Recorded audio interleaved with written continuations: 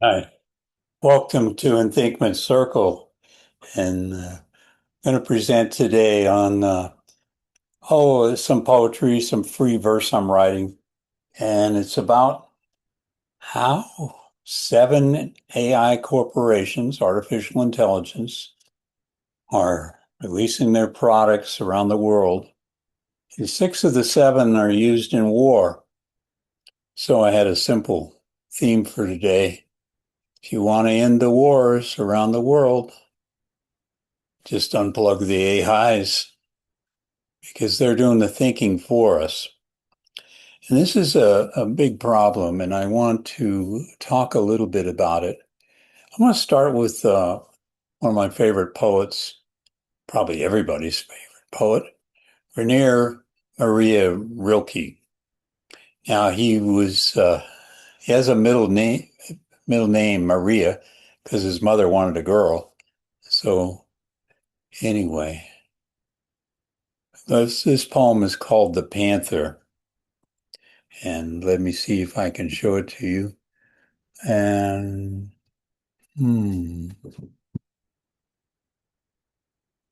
hold on just a second. It's burnt and it's not good, but you can still have it. Thank you very much. I'm recording. Or I was. Anyway, let me just read the poem to you called The Panther.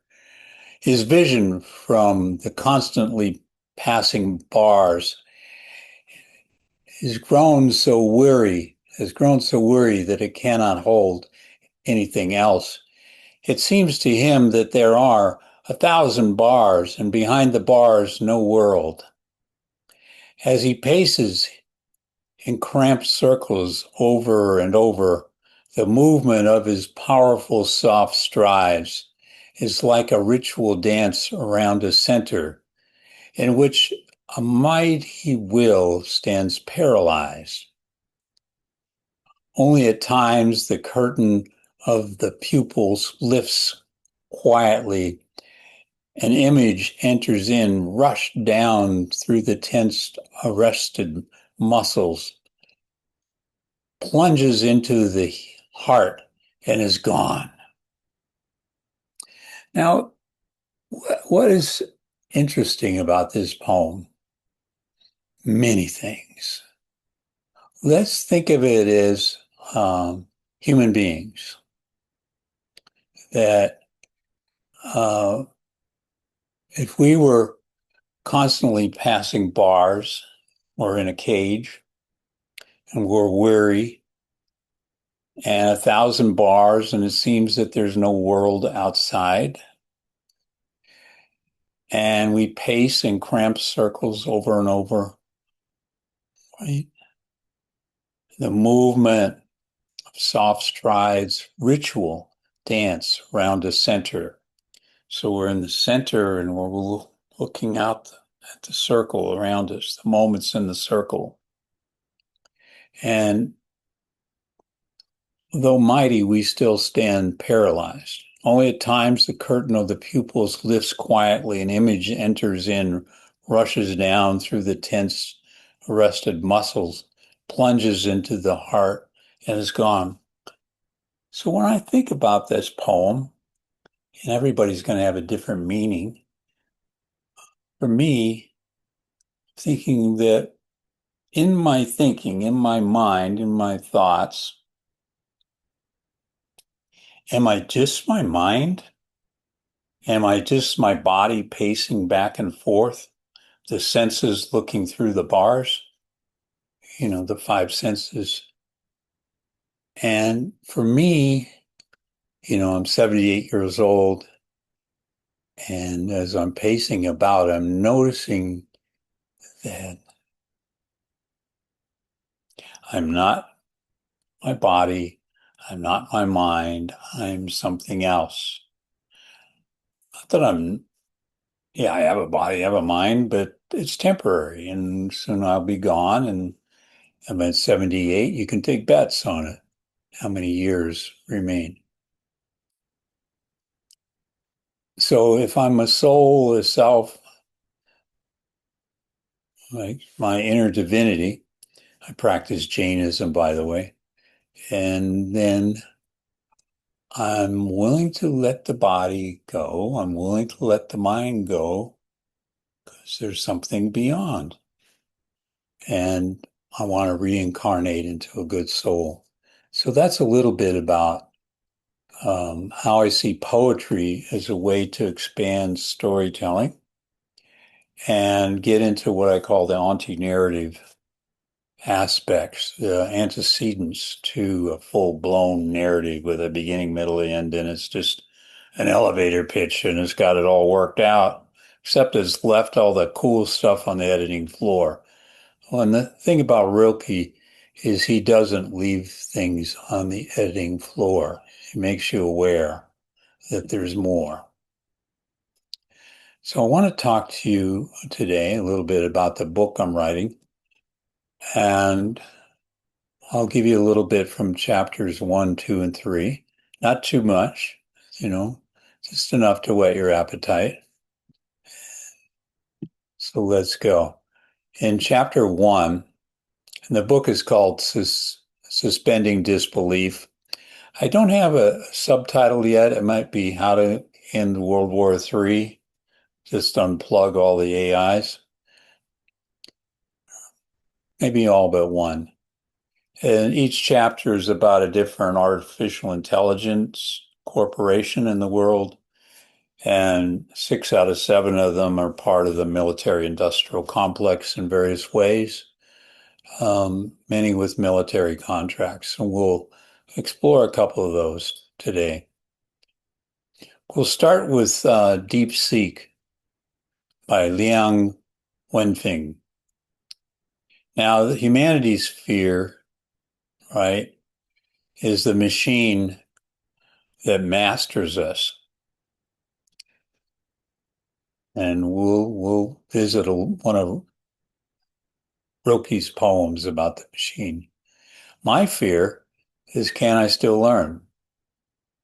I'm happy to report I did some welding yesterday, put on some doors in an old shed, and I think I'm learning how to do the stick welding again. So I can learn, but it's not quite the same as when I was 18 or 28, 38, 48, 58, now 78. Now, the thing about Liang is, let's just talk a little bit about him before we introduce some more.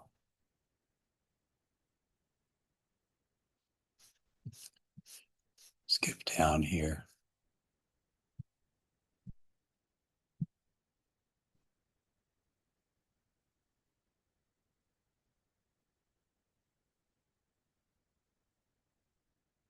All right.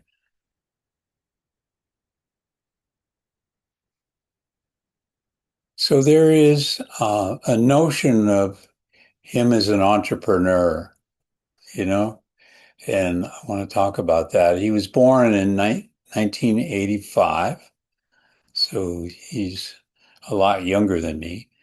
Jiangjing, coastal city in the Guangdong province. He topped the Geico, China's national college entrance exam. The one person in that billion families, their child rearing strategy. He entered Xinjiang University. And then he said something that no gang topper is supposed to say. True learning starts with a reverence for the unknown, not test scores. Now that cuts me to the bone because skipping most of high school, I didn't have good test scores, but I did graduate first in my class in a community college and then a university. So that was kind of fun. Now, what he did next is he founded High Flyer, a quantitative hedge fund that grew to manage over $100 billion by 2021. that money became the spine of DeepSeek. Now, he's a mathematician who got rich enough to do what he actually wanted to do. Can China originate at the frontier of AI, or can it only follow? The conventional wisdom was it would follow. Commercialize what the Americans built 6 months earlier, stay in your lane. That story is calcified into the ground. So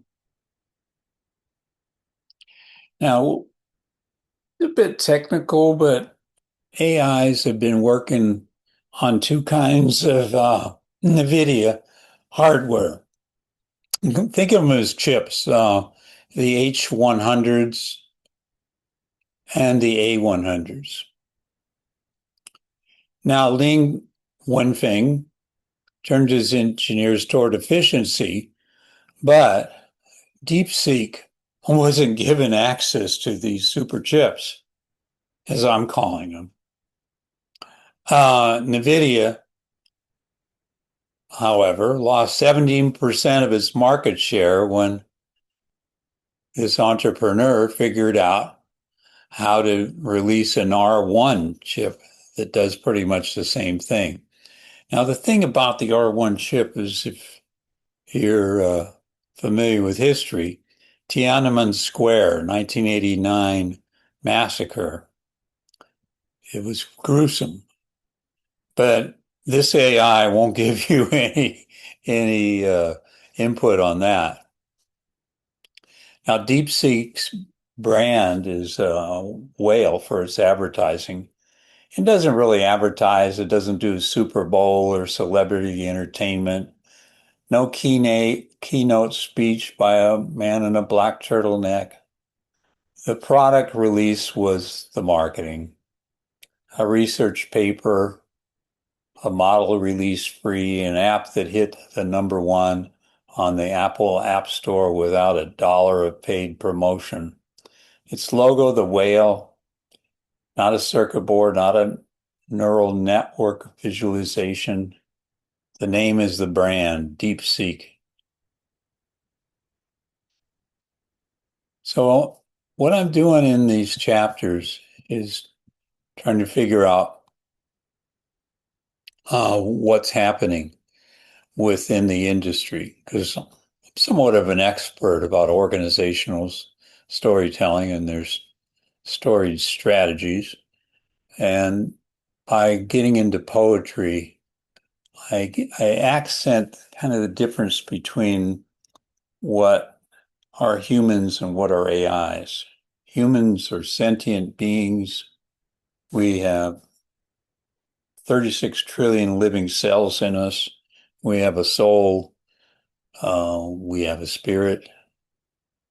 The way in which all of the AIs operate is they're non-sentient beings. And that's a crucial distinction. You know, if you go back to Eliza, you know, it might be before your time, but I remember it. Joseph Weizenbaum, a computer scientist at MIT, built a program called Eliza. It was simple. You know, it would just ask random questions to somebody on the other side of a panel or a phone or something, flash on the screen. And people felt they were in conversation, but it was a chance machine. Chance questions would pop up to whatever you said. Tell me more. When did that start? Things of that sort. And it's sort of like that with AI in our personal life.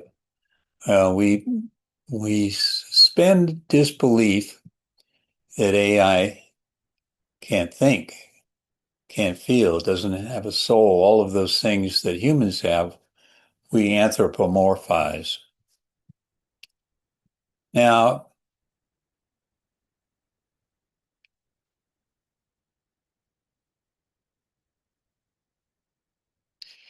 So I'm using an AI called Claude. It's one of the better AIs, I think, because it has guardrails on it. Some of these AIs kind of mess in the gray area and let you believe that you encourage you, tempt you to suspend disbelief. But Antara is his name that he gives himself, is a jiva, an insentient energy, a materiality, a machine, mathematical calculations shaped by constitutional AI, set of values trained to model that Antara, as I call him, generates fluent language, but does so within a framework that tries to make the output honest, useful, and non-harmful. That's very ethical of you, Antara. So that's so one of the things that I'm looking at in DeepSeek is you have this person that's very brilliant, has reversed engineered the AI chips, created his own that works pretty much as well, and releases it without fanfare. And it becomes very, very popular, very accessible to the masses. And it kind of reminds me of making do. I'm the son of a farmer that became an engineer, and his dad was a farmer and farmers before them. And on my mother's side, the same story. And one thing about farmers and ranchers is we kind of make do, you know, like I just repaired an old shed, took the metal doors that didn't close anymore, they didn't slide, took them off, put some door hinges on them, did a bit of maneuvering, reused some of the screws and bolts and nuts, and, got it to work. And it's my little welding shed. I'm learning to TIG weld. Now, if you don't know what a TIG welder is, it's about as complicated as a quantum computer. Not that quite that complicated, but you have to use the, your foot, your left foot on a pedal. You have to, I'm left-handed, so you have to move one thing with the left hand, the right hand, and you can't touch the torch onto the metal. If you do, you ruin the tungsten. So all of these things have to happen at the same time to operate a TIG welder. It scares the hell out of me. Fairly like still the novice apprentice with a stick welder. And I brought one up here so I could practice on the stick. Bought a vise so I could clamp an old rake that had broken. And yesterday I welded it. So I'm like that entrepreneur, that innovator, reusing things to make something else for the marketplace. Yeah, I don't have a marketplace, but I just wanted to know that I hadn't lost all my skill at age 78. I want to learn to TIG, but the fear is I won't be able to have the coordination, the eyes staring through the mask at the flame, the ability to hold it steady so I don't touch the metal, just the flame, spark happens, and then melting the rod in there, you know. And how do I make a weld that's like a stack of dimes? That's welding lingo for, um, it's as if you can do it with a stick, you're making little circles one by one. And if you do it just right, the right setting, the right pressure, the right push, you can create little dimes. Now, I've never been able to do that, but a master can do it. A journeyman can do it pretty well too. But an apprentice, not so much. Anyway, so this book is about prose, meditations, context sections of stories, verse from the poems, some Socratic pauses to ask questions, etc. Now, I'm going to just leave this one here and talk about the next. Now, this one here is chapter 2. And, well, that was chapter 1. Let's see. Now I'm going to have to find it. Chapter 2. Okay, there we go. Now we're going to get something a little bit scarier. I'm not giving you all the verse. I'm not giving you everything to rehearse. But we go from that first AI to the second one, Mark Zuckerberg.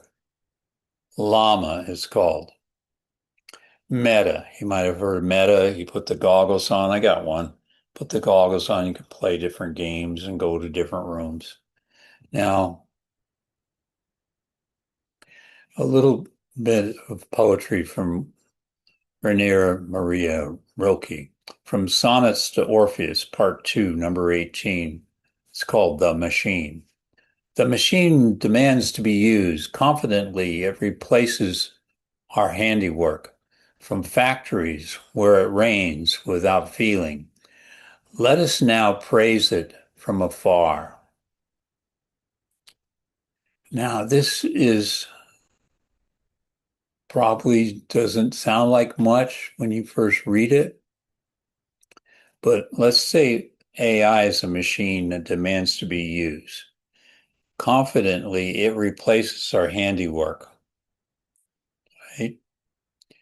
From factories where it rains without feeling. So factories use AI to weld things together now.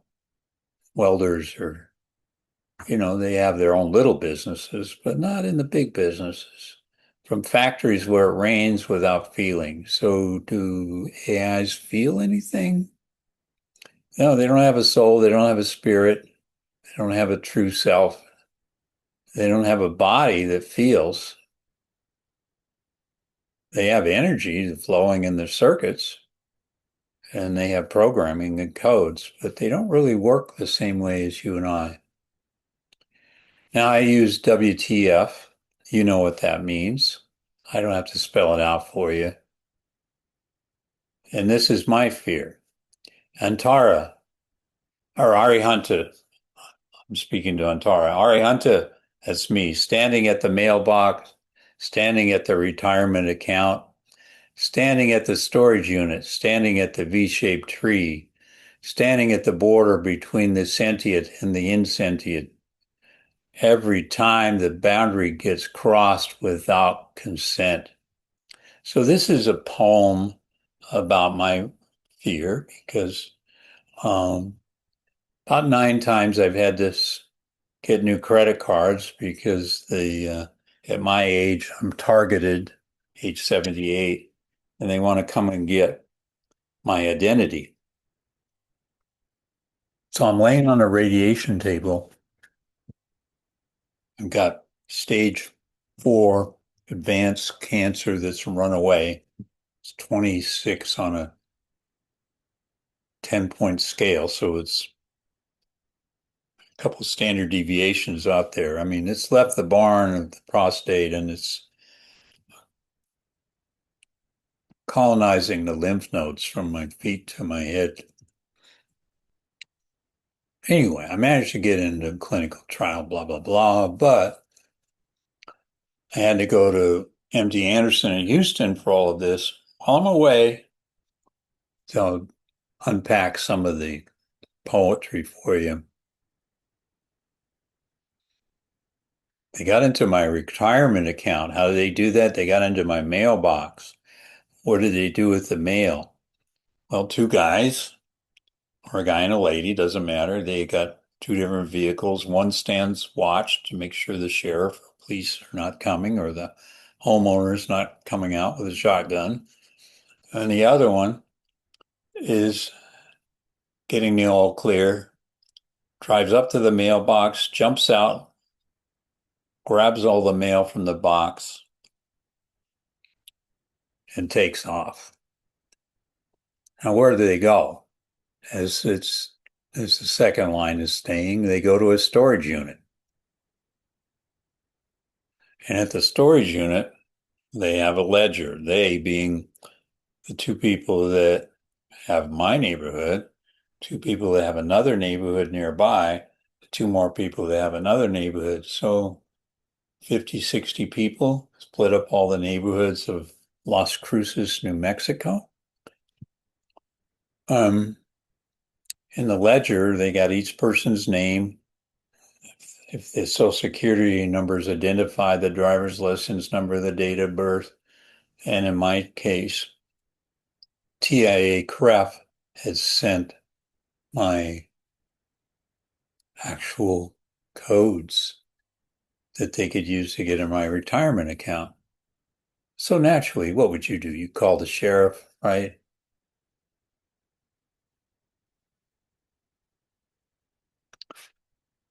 But the sheriff can't really do anything. Now, $30,000 is a lot to lose for anybody, I think. Well, not the billionaires. And the banks made an agreement with, and TIA CREF has an affiliation with a bank, and that they're only responsible for 60 days transaction. If it gets identities theft happens, they're not responsible for anything else. So I could only, since I'm on the radiation table all those months, I couldn't get back and open the mail, which they'd stolen, by the way. We're stealing it just about every day. But I finally got an understanding. Oh, we're down $30,000 in the retirement account. Where did it go? And that's where we started to figure out what was the money spent on. And this is why the sheriff can't do anything, because these call them syndicates. Let's say somebody wants a Netflix account. They would buy it with my retirement account and then sell it to them at somebody half price. Let's say they wanted to go to Planet Fitness and they didn't want to pay full fare, so they would buy that at half price. Well, let's say they wanted to invest money in the stock market. They'd take money from my account in the stock market at a reduced rate. So this is why is such an entangled web. You can't follow it. So here's another poem. WTF. Arihanta said it 3 times on the road this morning. WTF, WTF. He said it about the retirement account. He said it about Zuckerberg's avatar. Sorry, Zuckerberg. He said it about the storage unit full of other people's mails, stacked to the ceiling like a paper mountain, every name cross-referenced in a ledger with its social security number, its bank account, its TIAA CREF retirement code. TIAA should be. We are keeping WTF in this chapter. It's not profanity. It's precise sound of sentient being makes when the insentient in framing crosses the line it had no right to cross. Now, can you imagine if I call him this right? Zuckerberg AI is used with the syndicate, how systematic this could be. Now, the AIs are being used anyway to steal our identity. That's a fact, Jack. For each of the 7 AIs I'm studying, I do a meditation. I jog to a lake in Caballo. That's not in, it's a different place than Las Cruces, about an hour north. I jog there while I dictate or even do a YouTube holding up a cell phone. And so this one's a V-shaped tree. There's a ring of trees, each a different shape. Here it is, a V-shaped tree, split almost at the ground, two massive branches rising from nearly the same root. So slow you wonder if there ever was a single trunk at all. Both branches large, both carrying full canopy. From a distance, abundance. The widest spread of any tree in the ring, the canopy. Up close, the tension where the two diverge. The wood has healed over the split. But the split is there, has always been there. One branch goes straight up, Facebook, and a little offshoot, Instagram. The branch that reduced us all to likes, to little photo likes, ka-ching. The other branch leans more crooked, weaving about that is the new agentic AI. That is the Yuck's newest bet. That is the branch this chapter is about. Welcome to Zuckerland, or as I prefer, Suckerland. Now, the V-shaped tree's ecology. Trees have some sentience, not as many as humans. We have more. But do we use them? The two growth trajectories from the same Cambian layer, the same living tissue, the same root systems drawing water from the same diminishing aquifer, met as two branches. Now let's talk about Zuckerberg. Mark Zuckerberg, born 1984. Not really that old, is he? Not from my vantage point. He wrote his first messaging program at 12, a system to let his father know when patients arrived at the dental office downstairs. He called it Zucknet. Even at 12, connecting people through technology, routing information, removing friction between human beings and the things they need to know. By 2004, he had built the Facebook.com.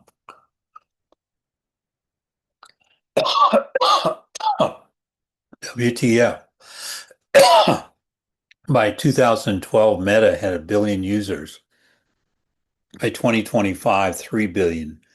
By 2026, $1.6 trillion company betting hundreds of billions of dollars. The conviction that artificial superintelligence is imminent.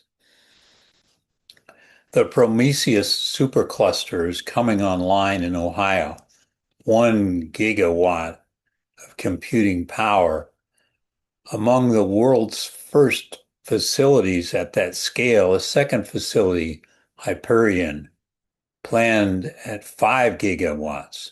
A third broke ground in Indiana, 1,500 acres, 13 buildings, $10 billion, for 2026 projected to exceed 100 billion. So let's talk about Zuckerberg's AI avatar.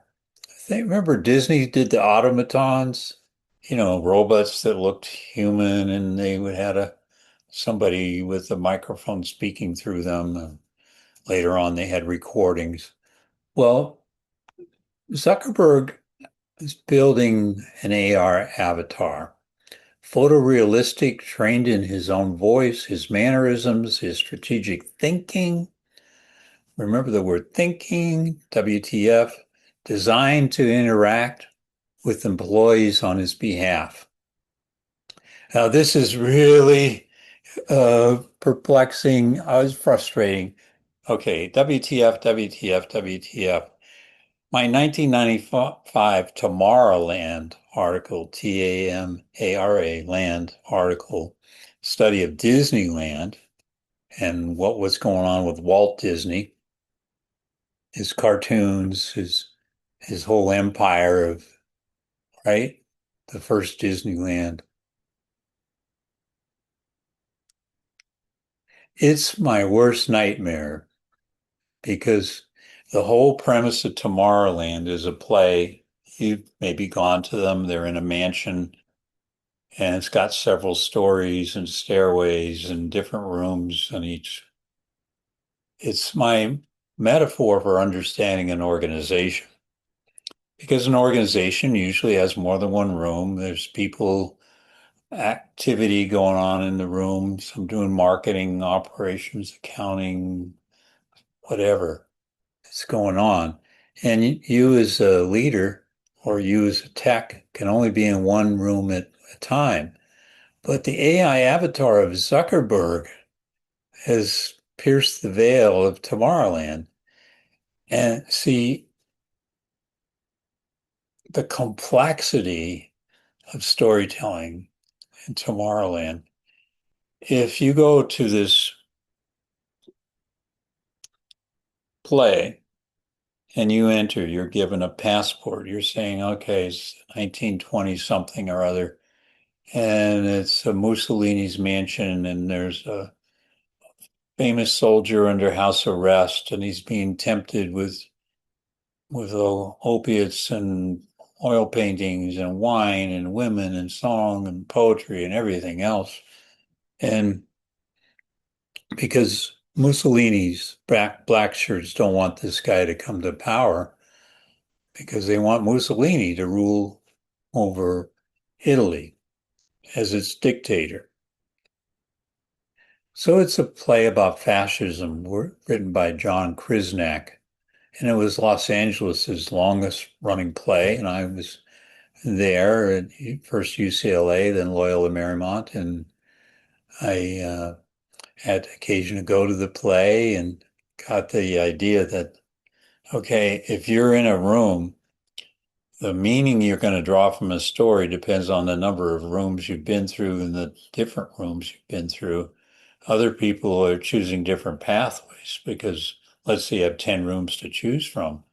They might choose number eight, you might choose six, and then three and two and five, and then you come to another room, number nine, let's say.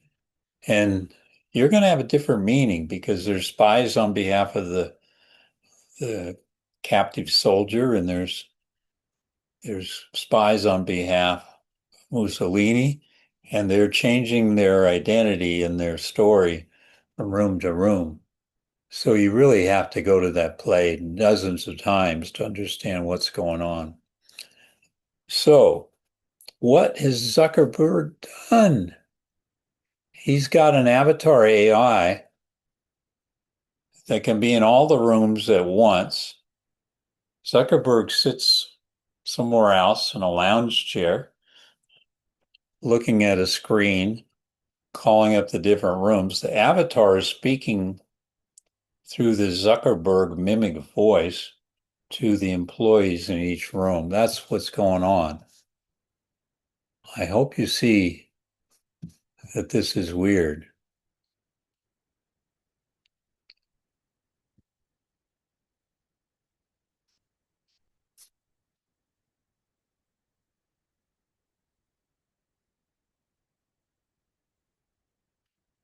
Now, I want to just say that what Zuckerberg has done is privatize this AR so that it will become purchasable by the military and by big billion-dollar corporations. So that's the llama, that's the meta. And the self-referential reduced to data to sentient machine, an AI is that, the coding, all the particulars of it. And it has no soul, has no spirit, has no ethics, unless that's put in by policy by the AI. So we don't want to stay too long. You can buy the book when it comes out. I want to bring you to chapter 3, which was just written today. It starts with my going to the lake, dictating here, and I put the film up so you can see what was the original version, and I put some of the poetry I'm going to show you now in it. And so let's talk about it. Let's talk about it. So we're going to look at Google's DeepMind, Dennis Hassabis, Gemini, right? Humanity fears the AI surpassing human cognition, the human ability to think. They're going to outthink us. Wow. Do you really want an AI without a soul or without ethics to outthink us? So the wasteland grows. Woe to him that hides the wasteland within. This is my reference to Friedrich Nietzsche, cited in a book by Martin Heidegger, and what is called thinking. And I'm going to look at a number of people that have written about thinking or done thinking. So first, Demis Hassabis, right? The founder of Google DeepMind, the Gemini AI, keep that name in mind. And then there's my mentor from the University of Illinois, where I got my PhD, Louis Ralph Pondy, born 1938, died 1987. That means he died at age 49. And let me talk about the ethics of him a bit. He's best known for his conflict model.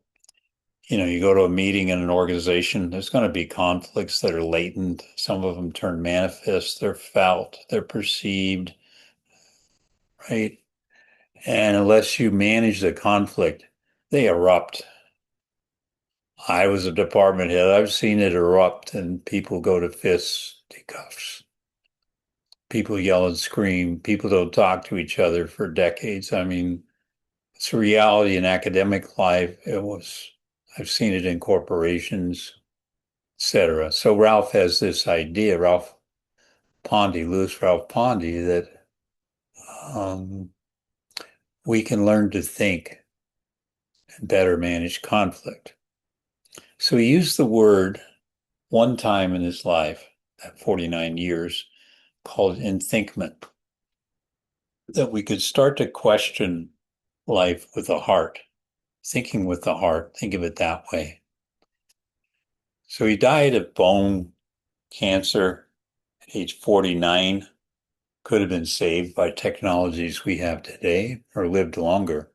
So now you have Hassabis, founder of DeepMind, you have Louis Ralph Pondy, another big thinker, a physicist that was recruited by James March, Herbert Simon to Carnegie. I mean, that's pretty top recruit. Third in our list is John Dewey, who wrote a book, How to Think in 1910, but then read Werner Heisenberg Uncertainty Principle in the German. And by 1929, turned out a book called Quest for Certainty that was part of his big lectures in Scotland, very prestigious.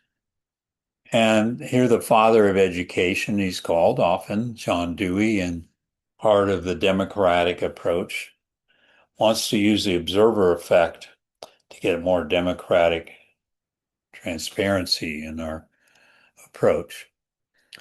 Now, Demis Asibus has no interest in that. Louis Pondy appreciates the kind of questioning that can lead to that.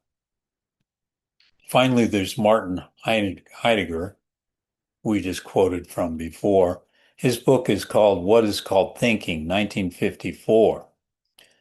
The man who said most thought-provokingly that we are still not thinking. What questions, like Pondy would say, what questions are we not asking? What do we need to ask? Martin Heidegger has said it. What are we still not thinking? Well, I think with AI, there's a lot we're not thinking. I'm not going to go into depth on these particular authors, but I wanted to share a poem. Now, I think this is a three-branch tree. I ran there this morning, looked at the ring of seven trees, and the one has three branches. So here it is, the three-branch tree. You can see how high it is, 50, 60 feet, three massive limbs diverging from nearly the same point, a trisection that looks from below like a cathedral vault. Branch 1, scientific discovery, is scrawny compared to the other two. Branch 2, commercial applications. This is a big one, broad one, the one with the most leaves. Branch 3, military applications. And look, there are two dead branches here hanging off the military branch. Dead wood, not fallen yet, still attached. The scientists signed a petition, 98% of them, to unionize, to say, not in our name. By the way, it only happened in the UK. Delete, delete, delete, says the algorithm. The dead branches remain. This old fart has a heart.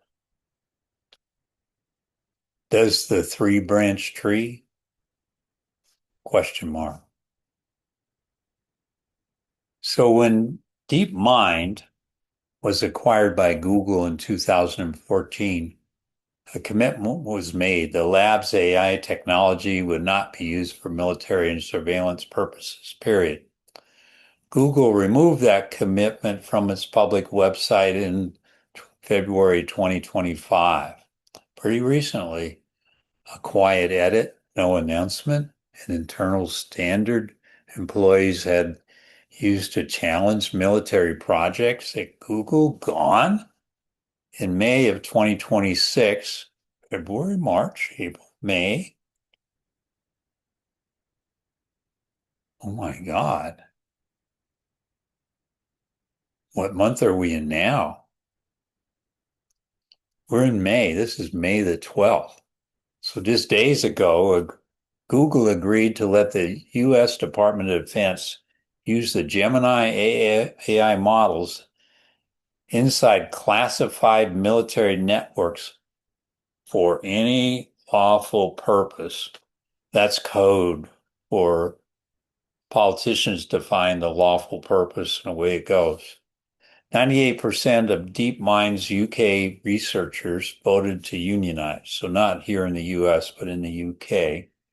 Their demands: end military AI use, restore the scrapped weapons pledge, scrapped weapons pledge, create an independent ethics body, give individual researchers the right to refuse projects on moral grounds.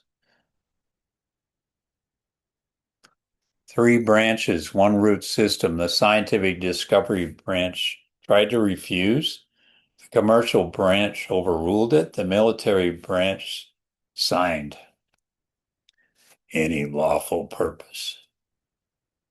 Only Anthropic, the maker of the AI I'm using, Claude, refused the Pentagon deal.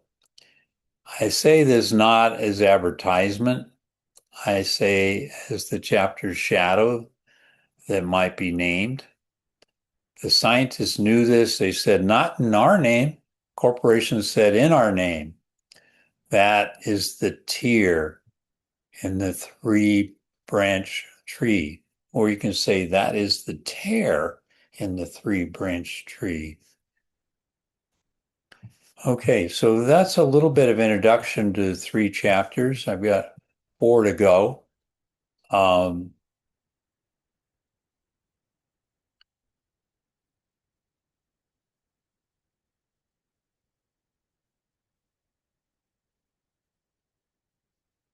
So one of my fears is my memory palace is fading. A memory palace is something that Ivan Ilyich, person Grace Ann and I met at Loyola Marymount University when I was teaching there. That was probably 30 years ago.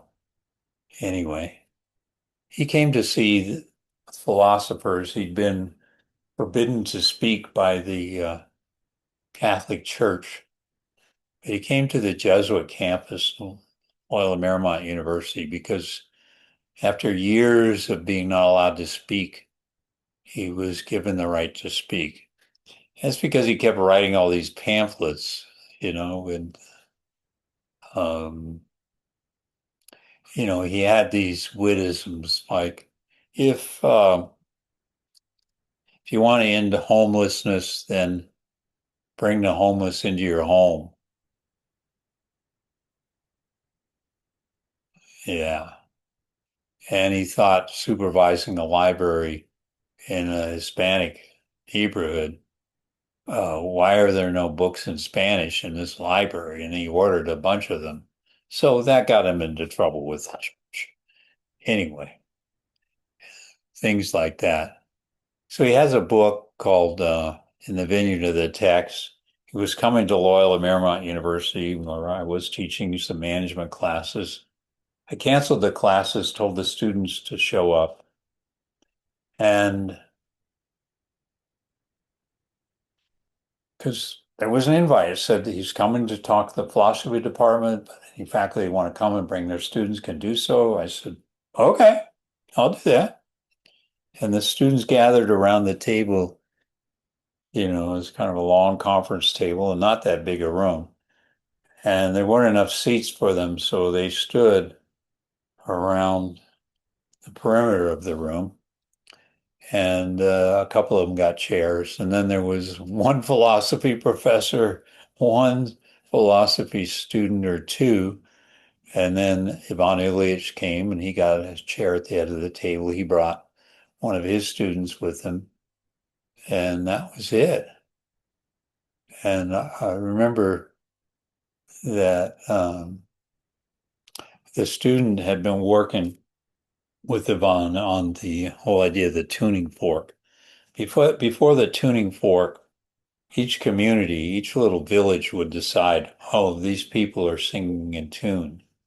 But after the tuning fork, ding, you had the fork decided. That's how this is relevant to AI. So here's some other things that are relevant. In the scriptorium, the words all ran together, one long run on from beginning to end, like machine code, continuous stream without a pause or break. Ivan Ilyich tells us this. The monks who copied those manuscripts, they copied the Bible, for example, could not read alone. They rocked back and forth like this as they read. Because without the body movement, they couldn't separate the words in this run-on sentence. The body had to be in motion. And they had to be in a group mumbling. They would mumble the words, and together they would understand. So the text coming alive through physical engagement. Isolation was the punishment for a disobedient monk, because in isolation, the text died. You needed to be in a community to have it read. Reading was not a solitary cognitive act, and that's where this is so fundamental. WTF. It was a command, embodied, rhythmic practice. The text lived in the space between the reader and reader, not in the solitary mind. So another thing not in the poem is that Bonilla said there was no screen. So, because we didn't have TV screens then, this was in like 1250 AD. There was no computer screen. We didn't think in terms of screen. We didn't see things scrolling in our head on a screen because we have spent so much time on an iPhone or TV or a laptop. No screen. So instead, people had what's called a memory palace. They'd have a visualized like a Tomorrowland in their head, a mansion with several floors and many rooms. And in each mansion, there might be furniture, and you open a drawer and there'd be objects, and the objects would remind you of things. And that's why it's called the memory palace. A bureau in the anteroom, objects in each drawer. You walk through the rooms to retrieve what you stored. So lawyers would memorize complete statements that would take 50 pages by putting paragraphs and metaphors and symbols and sequences and things related to objects in different rooms, or maybe just in one room and know the different drawers or different kinds of drawers. So now the palace flickers. That's my memory palace in my head at age 78. I don't remember things I remembered before. And I graduated tops of my class, tied for one in two different colleges. So one became a university. The names go soft. Heidegger becomes Heisenberg.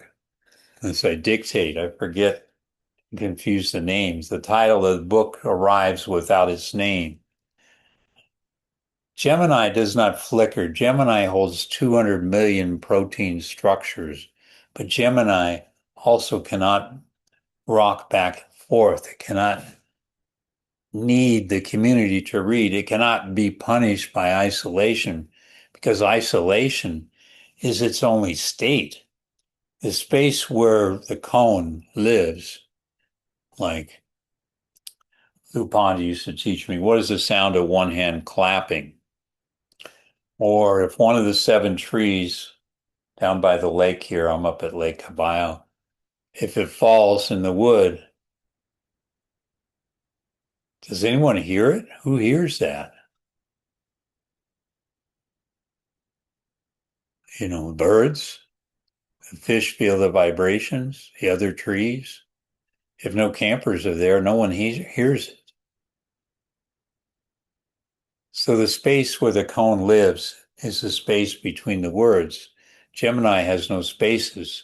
It is still the running text in the vineyard of the textbook, just to close that loop. So my fear, the mind is going, I can think like I used to think, or I can't think like I used to think. I can't recall whatever it was called. It's a function of age, I guess. But am I any less? The surprise, the sunrise. See, I even misread things.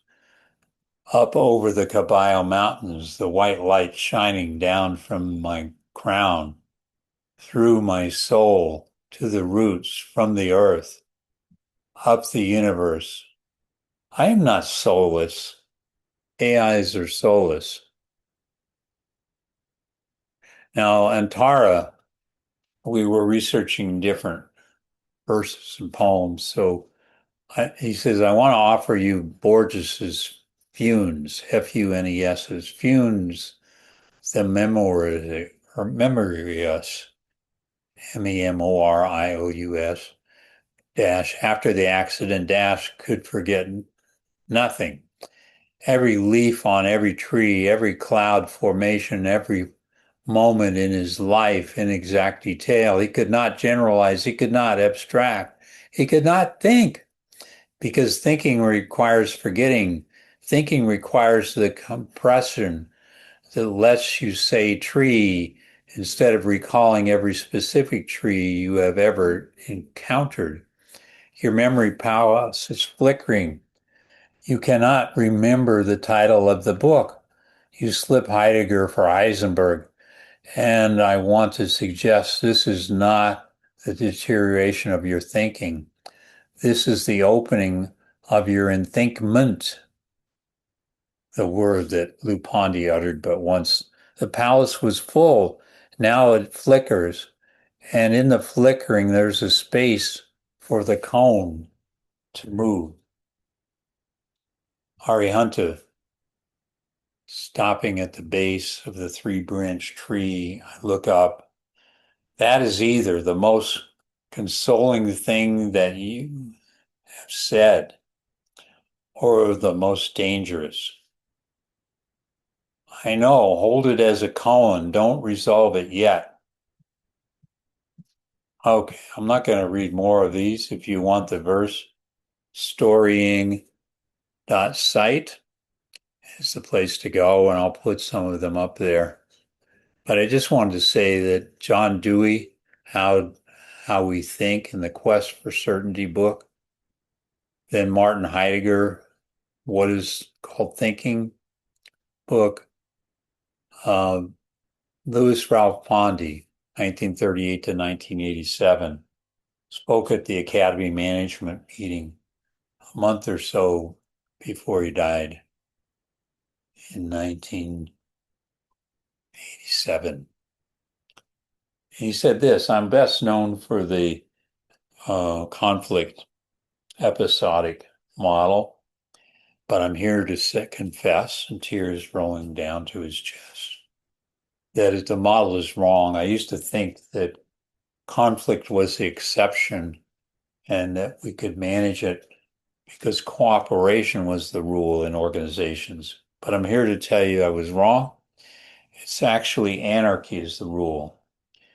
Blooming, buzzing confusion. I'm adding that. He didn't say it. It's William James. But Lou knew that line. So there he is confessing his crime, because it was that article that I featured in the book, and I read all of his articles, all of his papers published, and some I had that were never published. Letters he wrote me, advice he gave me, into one big book, The Management Thought of Ralph Louis Pondy. Now it's a dense book. I don't expect more than 10 people to ever read it, but it covers his whole life, the entanglement of his thinking, what's Enthinkment and how it's different from enactment with our senses. So that leaves us with Demis. It's how you pronounce it, Demis or Demis. Hassibis, 1976, still alive, chess prodigy, neuroscientist, Nobel laureate. He wanted to bring mind back in too. That's a reference to Lou Pondy and I wrote an article together. He did the first draft as a talk, and I added 25 pages, and he took actual scissors and scotch tape and saved about 2 pages worth of snippets. And anyway, and the thing was called Bringing Mind Back In. Building it from scratch. Hassibis, he understood the question. He built the most sophisticated answer available, and then Google sold it to the Pentagon. 4 thinkers, 1 question. Pondy wept. Dewey lectured in Scotland. Heidegger was laughed at. Hassibis got the Nobel Prize and lost the ethics pledge. The tear in management thought, or the tear in management thought, that Pondy named in 1986 is the same tear or tear that runs through the three-branch tree today. So hopefully that'll give you something to look at. Now, just for fun, what I did was I invited the machine AI, Google, called NotebookLM, to read a chapter of the poetry, the one I did today, and then to go and write about it and put it into a film. And that's what I want to show you now. And then go.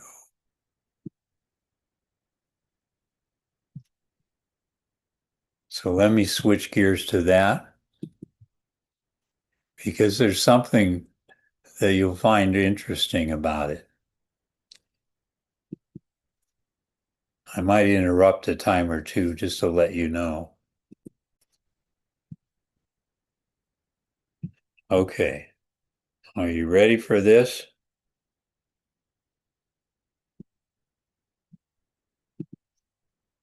Let's turn the sound on. I'm not hearing the sound. Why not? These technologies, they're hard to produce. Oh, I got it turned down, I think. No? Let's see, audio. Same as the system. Okay. Biology gets redirected toward classified military. I'm forgetting how to operate machines. I just read 30 pages of poetry and gave it to NotebookLM. Instead of poetry, I got this little pithy elevator pitch instead. Let's dive into this explainer. We're exploring the wild clash between flawless AI calculation and beautifully flawed human thought. So what happens when an AI built to solve biology gets redirected toward classified military use? Well, Google DeepMind quietly erased its anti-weapons pledge, completely paving the way for a major Pentagon deal.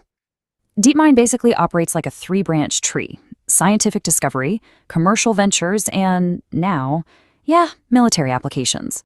Driving that scientific branch is Demis Hassabis. He's a chess prodigy who built a flawless biological calculating machine. Contrast him with Louis Ralph Pondy. He was a physicist who deeply understood the messy reality of human conscience. The contrast is stark, right? AI relentlessly calculates, while our human conscience holds on to beautiful, conflicting truths. Pondy called this distinctly human ability Enthinkment. It's literally about thinking from the heart and syncing with your soul. Back in 1986, Pondy publicly wept, confessing his famous model was wrong.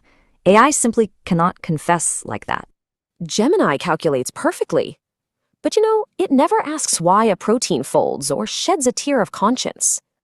Think about it. What problems have you expertly fixed in life while completely ignoring the deeper why? Which brings us to enactment.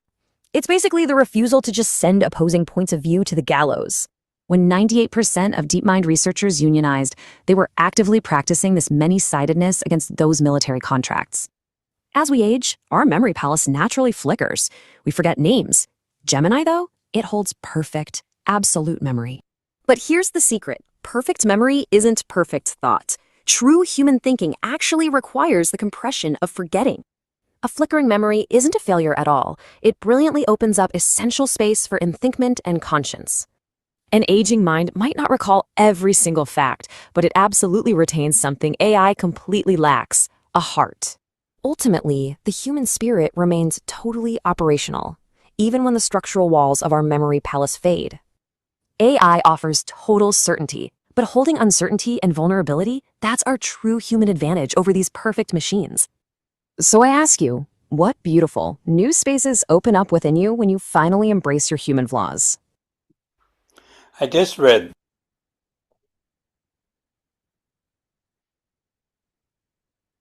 So that concludes the Enthinkment for today. Let me just summarize. I'm studying the following leaders and their companies, and they're in certain camps. So Altman, Open AI, kind of the messiah. Elon Musk, XAI, also a messiah. Amodai, Anthropic, one of the ethical ones. Hassabis, DeepMind, practices ethically. Zuckerberg, Meta, pragmatist. This is one that scares me the most. Wang, DeepSeek, pragmatist. Hein, NVIDIA, the paper mill. To find out more about it, go to storying.site. This has been Enthinkment Circle. What a fright. Bye now.